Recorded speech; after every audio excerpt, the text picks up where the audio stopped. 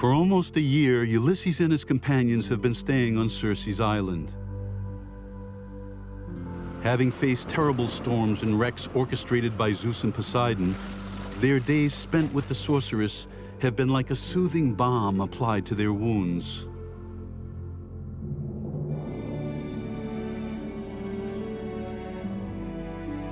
It's a time for feasting and partying, meats galore and consoling wine.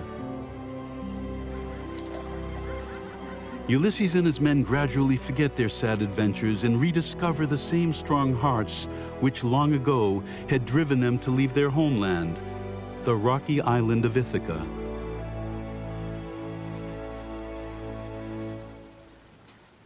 After a year, when spring returns, Eurylochus and Polites speak to their king on behalf of all the men. Gone is the time for sharing the bed of the witch with the flowing locks every night. It's time to leave. Their destiny is to return to the homes of their fathers.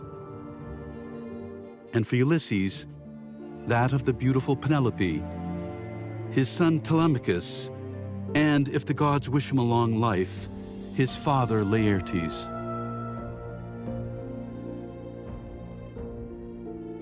If it were up to Ulysses, he would willingly stay with the sorceress. After all, what good will it do to go home after so many years? Surely nobody believes they're still alive. But the pain and sorrow of his men tugs at his heart. He announces his departure to Circe.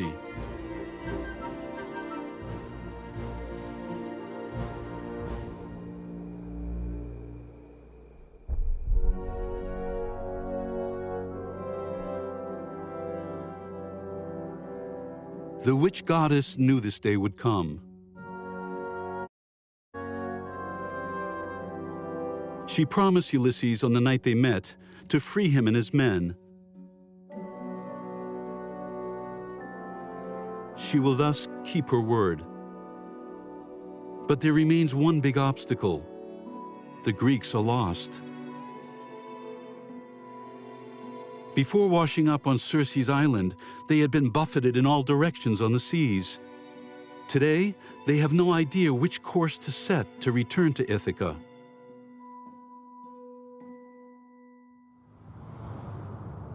Circe looks Ulysses in the eye.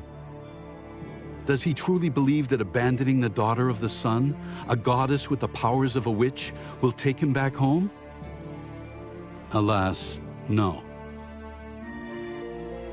Circe tells him what she knows of his future. Not very much, to be honest, because not even the gods know what the fates have in store for them, let alone for mere mortals.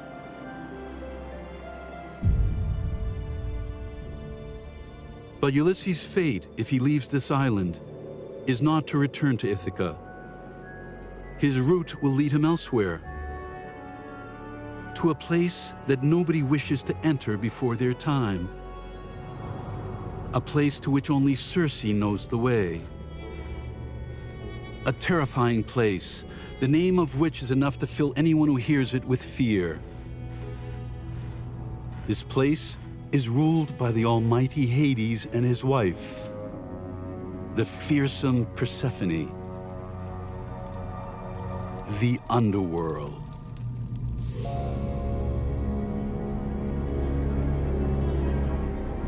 Ulysses' head spins. The underworld, the place of no return, the home of the dead, of wandering souls and shades, those who have been deserted by life forever.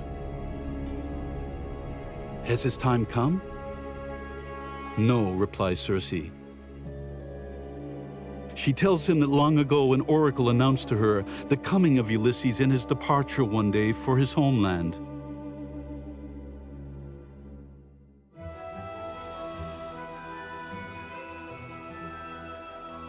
The oracle specified that the route home could only be indicated to him by one man, Tiresias the prophet. But Tiresias is dead. Only his story remains. And this story Ulysses knows. like all the Greeks.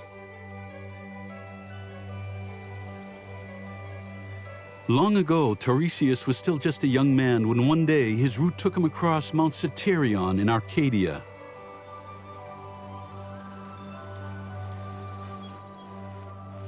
Along the way, he spotted two entwined snakes. The snakes were coupling. Maybe for fun, or maybe by carelessness, Tiresias struck the snakes with his staff, and the female died on the spot. At that very moment, Tiresias felt his body began to transform. Struck with fear, he began to witness his own metamorphosis, from a handsome young man into a woman. A very beautiful young woman. A very beautiful young woman with an unquenchable sexual appetite.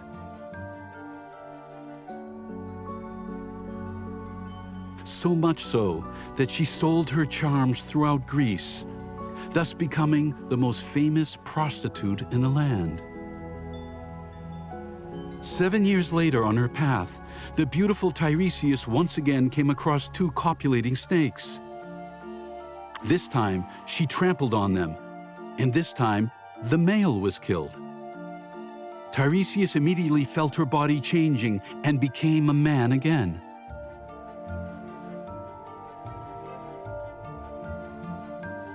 But Tiresias' life became truly complicated the day he was summoned by the gods.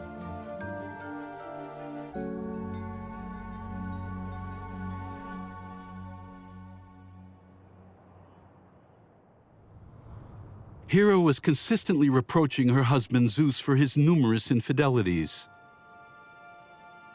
The god of gods had never denied these, and as everyone knows, he always proved himself to be more than capable, giving glorious children to beautiful mortal women across the world.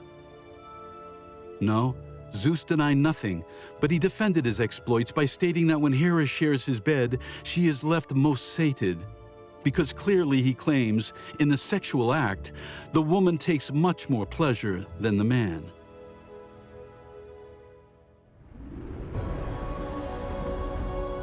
Hera exploded and rejected her husband's claims. It's the exact opposite. The man takes much more pleasure than the woman.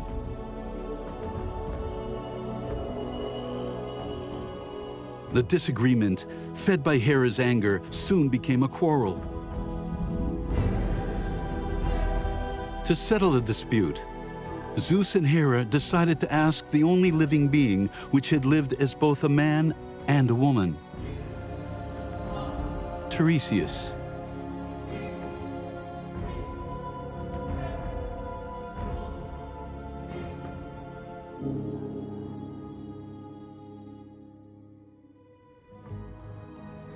So there he was on Olympus, in the tribunal of the gods. Without doubt, Tiresias must know the answer to the question, as he had experienced the sexual act as two genders. But filled with fear, Tiresias trembled before the master of Olympus and sided with him. If pleasure were divided into 10 equal parts, then women obtained 9 and men only 1. Zeus was satisfied. But Hera was seething. She threw a curse on Tiresias, condemning his eyes to eternal darkness. The mortal who had seen the gods would never see them again.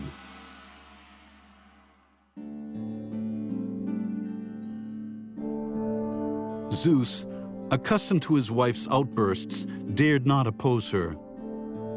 But he found it unjust that Tiresias should pay so high a price for her anger.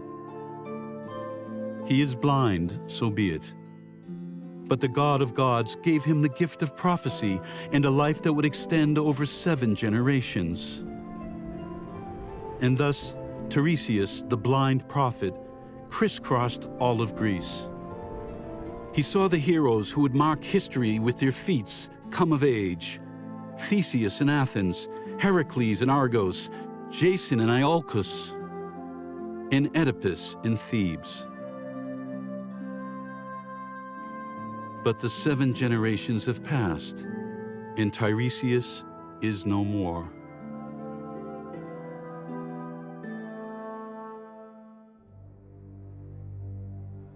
Circe confirms this. The blind prophet now resides in the realm of Hades, in the infamous underworld. It's there that Ulysses must go to consult with him. Only Tiresias can tell him how to return home to Ithaca, because Hades and his wife Persephone have allowed Tiresias, and him alone, to keep his wisdom and the gift of prophecy. The other dead are mere shades, and Ulysses should be wary of them.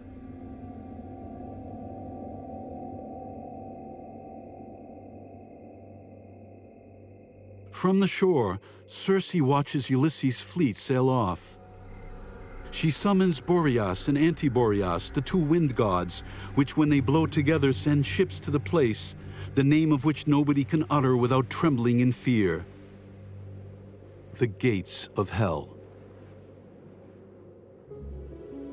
Circe knows she will never set eyes on Ulysses again.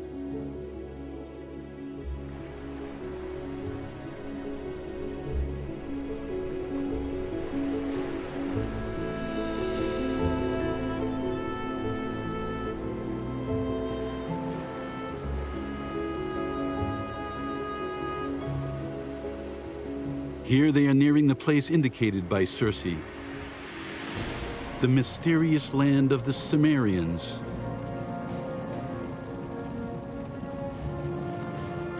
Ulysses and his crew fall into silence as they contemplate a landscape of dead trees that look like wandering phantoms. The rays of the sun never reach here.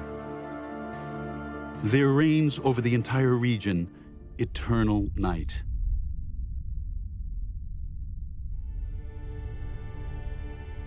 Their faces betray their dread, a dread deep in their stomachs that none of them have ever felt, not even before the terrible battles against their Trojan enemy. The fleet sails up the river Ocean, the mother of all rivers, which rises from the hidden depths of Gaia, the Earth Mother, and which gives birth to all the other waterways across the world.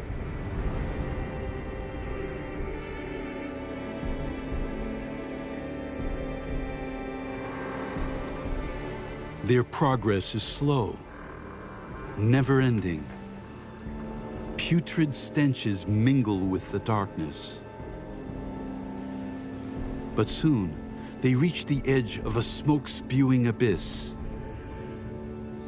Ulysses draws his sword and uses it to dig a ditch. Then he recites the prayer of the dead and makes an offering of 3 libations, as is the custom. He calls for Tiresias and promises him that the moment he reaches home in far-off Ithaca, he will sacrifice the finest ram from his flocks in his honor. Then, he seizes the immaculate ewe and lamb given to them by Circe and cuts their throats above the abyss. The blood flows down into the bowels of the earth, and the sound of mournful chanting rises with the swirls of sulfur-smelling smoke.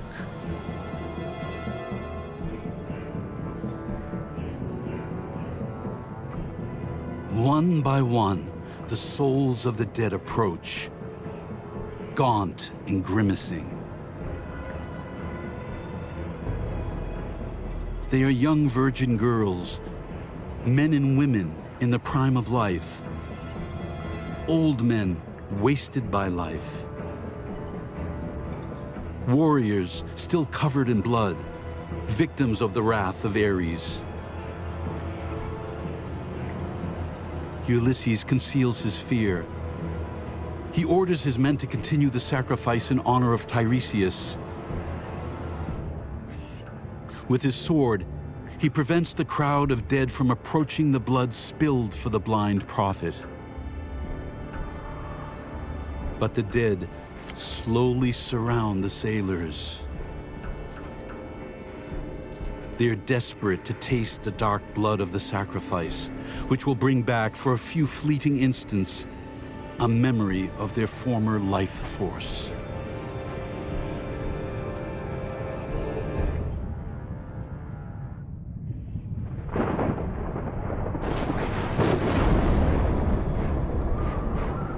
How dare he? The master of Olympus enters into one of his rages, feared even by the other gods and goddesses. Across the entire earth, the sky covers and darkness reigns.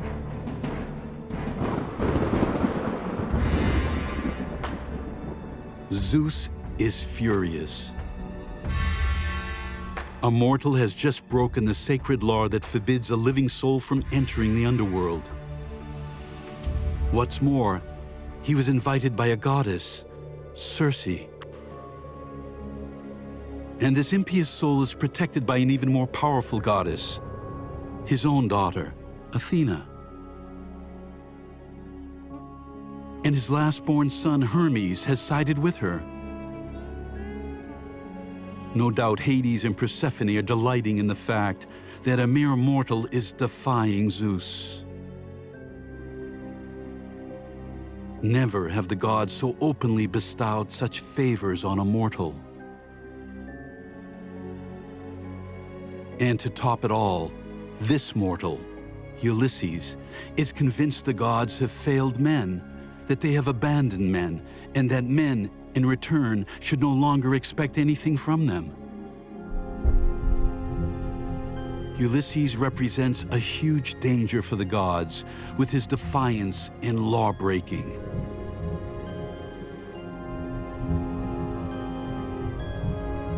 From Ulysses' hardened heart, fear and belief, until now inseparably linked so that the gods were revered, have vanished.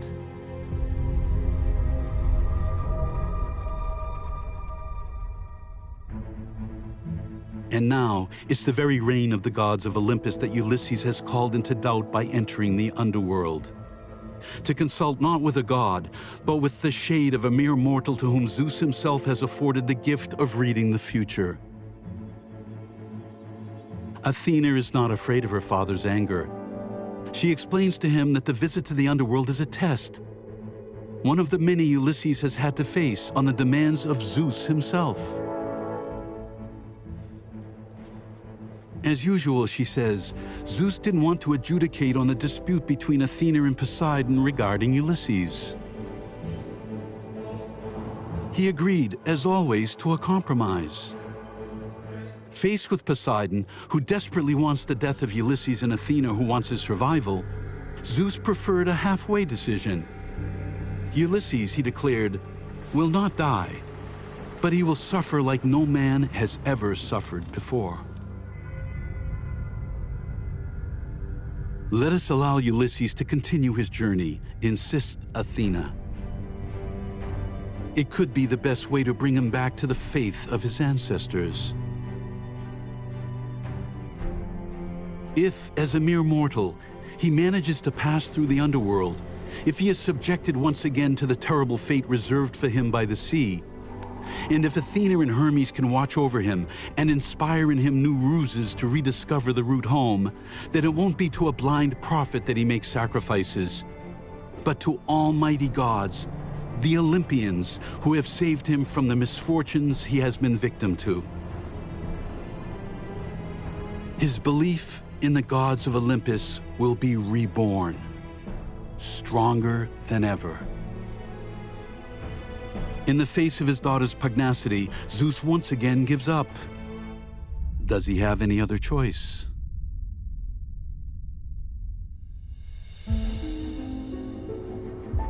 Sword in hand, Ulysses continues to prevent the dead from approaching the blood offered to Tiresias until he has appeared. But suddenly, he freezes. A silhouette has stepped out of the darkness.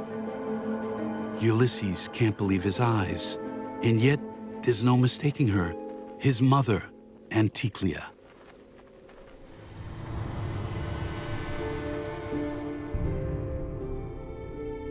When he left for Troy more than 10 years ago, she was still alive. What is she doing here, now, in this dreadful place? Anticlea is also surprised. What is her son, who seems so full of life, doing here among the dead and the shades? So Ulysses begins to tell her of his wanderings across the seas and the reason for his presence in this foul place. Then he bombards her with questions. By which cruel fate did she find herself in the underworld? What news of his aged father Laertes, his wife Penelope, and his son Telemachus? Grief, replies Anticlea. Grief, regret, worry. It was Ulysses' absence that got the better of her. As for Penelope, there is no fear, at least not for the moment, because Penelope still loves him, is still waiting for him. She weeps every night when the ships return to port, hoping every time that one of them will bring news of him. Laertes is still alive, but weak and despondent. Unable to contain himself, Ulysses tries to embrace his mother, but barely has he stretched out his arms, then the shade of Anticlea vanishes like a dream.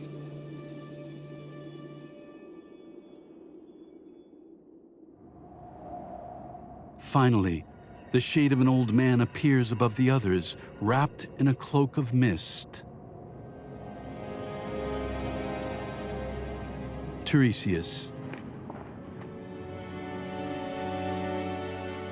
The blind prophet is holding a golden scepter.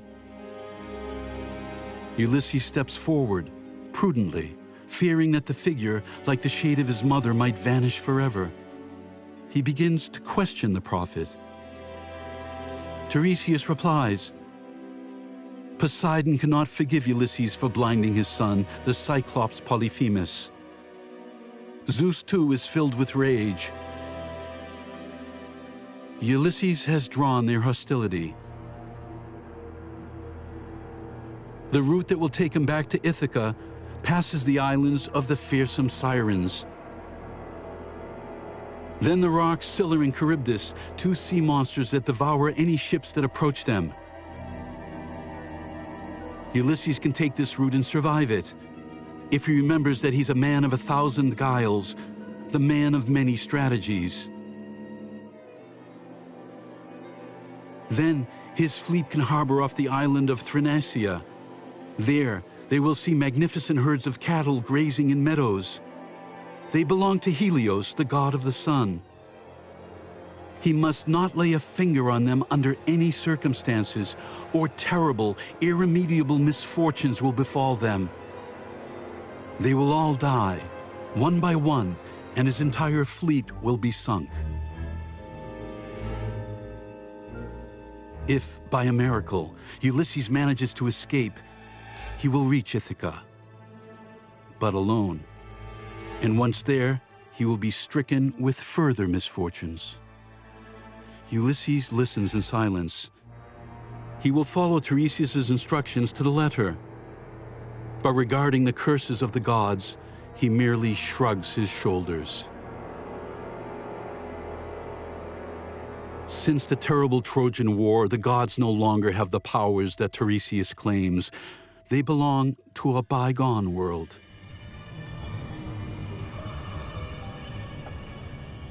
Suddenly, a deep rumble rises from below. Tiresias is struck with fear. The dead rush in all directions in panic, as if some dangerous evil were rearing its ugly head. Because they know full well, in the depths of hell, live things more terrifying than the gods. Creatures of old that can be awoken by a simple shrug of a mortal's shoulders.